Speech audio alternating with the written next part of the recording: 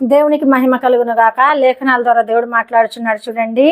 దేవుని ఆత్మ ఎవరిలో ఉంటుందో వారు ఏం చేస్తాడో తెలుసా?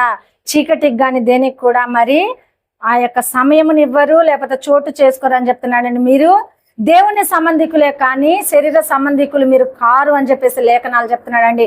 ఒకవేళ నువ్వు ప్రార్థన చేస్తున్నప్పుడు, ఆత్మపూర్ణులై ప్రార్థన చేస్తున్నప్పుడు నీలో వస్తున్నది ఆత్మ, ఇది నిజమైనది కాదు, నువ్వు దేవుని చేతిలో నడిపించబడట్లేదు, దేవుని చేతిలో ఏర్పాట్లు లేవు, దేవుడు నీతో మాట్లాడతలేడు అని అంటున్నారా?